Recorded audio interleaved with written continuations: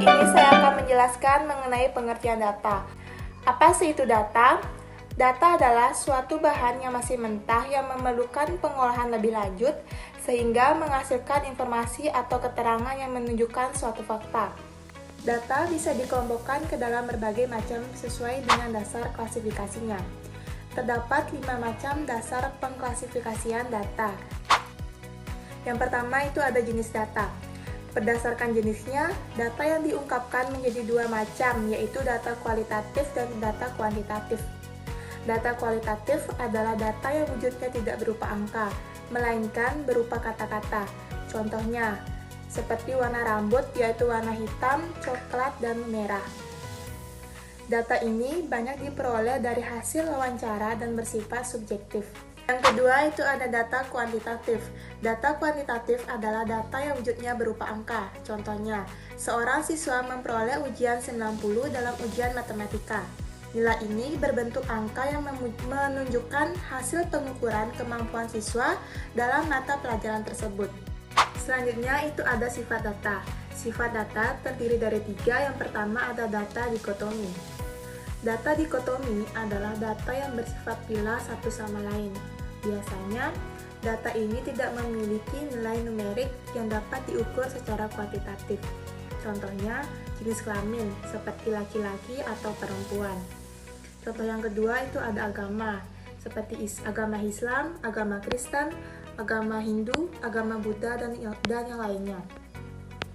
Data dikotomi ini biasanya digunakan dalam statistik untuk mengelompokkan atau mengklasifikasikan individu berdasarkan suatu kategori. Yang kedua itu ada data diskrit. Data diskrit adalah data yang diperoleh dengan cara menghitungkan atau membilang. Data ini berupa angka, tetapi hanya dalam jumlah tertentu. Contohnya, jumlah penduduk dalam suatu kota. Misalnya, kota A memiliki 500 penduduk. Data ini bersifat tetap dalam angka bulat dan tidak bisa memiliki nilai di antara dua angka. Misalnya, tidak mungkin ada 2,5 anak dalam satu keluarga. Yang ketiga itu ada data kontinum. Data kontinum adalah data yang diperoleh melalui pengukuran menggunakan alat ukur yang memiliki skala tertentu. Berbeda dengan data diskrit, data ini dapat memiliki nilai pecahan atau desimal. Contohnya, suhu udara, misalnya suhu kota Jakarta adalah 30,5 derajat Celcius. Contoh lain yaitu berat badan, misalnya seorang atlet memiliki berat badan 72,8 kg. Yang ketiga, ada sumber data. Untuk penjelasannya, bisa lihat di atas.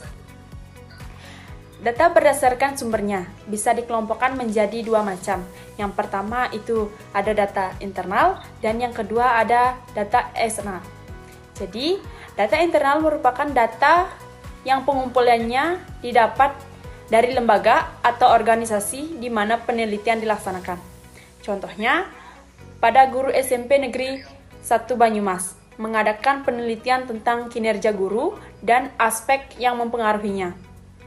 Jika data diambil dari kinerja guru SMP Negeri 1 Banyumas, maka data itu termasuk data internal. Yang kedua, data eksternal, merupakan data yang didapat dari lembaga atau organisasi lain yang dimana penelitian dilakukan. Contohnya, jika penelitian akan meneliti perkembangan usaha suatu produk tertentu dan dia mencari data di luar perusahaan yang bersangkutan, misalnya di Biro Pusat Statistik, maka data tersebut adalah data eksternal. Yang keempat itu ada cara pengumpulan data, di mana cara pengumpulan data ini terdapat ada dua. Yang pertama data primer dan data sekunder. Nah, data primer itu merupakan data yang diperoleh dari sumber pertama, atau dapat dikatakan pengumpulannya dilakukan sendiri oleh si peneliti secara langsung. Nah, contoh dari data primer itu yang pertama penelitian pasar suatu bisnis butuh riset tersendiri agar bisnis tersebut berjalan dengan baik. Nah, dari suatu bisnis bisa mengumpulkan data primer tentang kondisi pasar. Nah, saat sebuah perusahaan mengeluarkan suatu produk HP, maka perusahaan tersebut bisa melakukan data dari banyak konsumen secara langsung.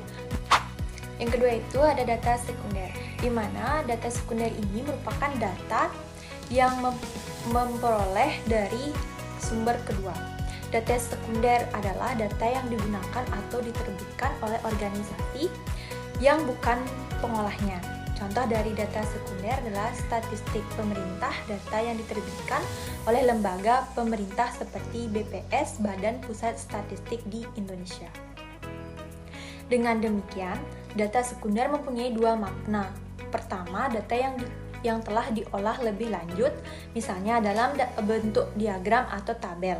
Yang kedua, data yang dikumpulkan oleh lembaga atau orang lain. Kelima itu ada skala pengukuran.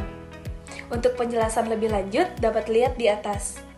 Berdasarkan skala pengukurannya, data dikelompokkan menjadi 4 macam, yaitu yang pertama ada data nominal. Data nominal merupakan data yang hanya bisa dibedakan dan tidak bisa diurutkan dan diperbandingkan satu sama dengan yang lain. Contoh data nominal biasanya seperti penentuan jenis kelamin. Ada laki-laki dan perempuan. Ini adalah kategori yang membedakan jenis kelamin, tapi tidak ada urutan atau peringkat antara satu dengan lainnya. Jadi, data nominal di sini hanya mengelompokkan berdasarkan kategori jenis kelamin tanpa memperhitungkan nilai atau urutan. Yang kedua, ada data ordinal, data yang mempunyai urutan atau order, tetapi jarak antar nilai tidak selalu sama. Contohnya adalah dalam survei kepuasan pelanggan. Kamu diberi pilihan seperti sangat tidak puas, netral, puas, dan sangat puas. Urutan ini menunjukkan tingkat kepuasan. Jadi, data ini bersifat ordinal. Artinya adalah sangat puas lebih tinggi daripada puas. Tetapi kita tidak bisa mengatakan bahwa selisih antara sangat puas dan puas sama dengan selisih antara tidak puas dan netral. Yang ketiga ada data interval. Data interval adalah jenis data yang jarak antar nilainya selalu sama, tetapi tidak ada titik nol yang mutlak. Contohnya adalah suhu dalam Celsius. Misalnya, suhu 10 derajat Celcius ke 20 derajat Celcius jaraknya adalah 10 derajat, dan 30 derajat Celcius ke 40 juga jaraknya adalah 10 derajat. Tetapi endol nggak berarti tanpa suhu, cuma angka yang dipakai untuk skala itu. Yang keempat, ada data rasio. Data rasio ini mirip dengan data interval, tetapi ada satu hal yang penting yang menjadi pembeda, ada titik nol mutlak. Artinya, angka nol di data rasio berarti tidak ada atau kosong. Contohnya adalah berat badan.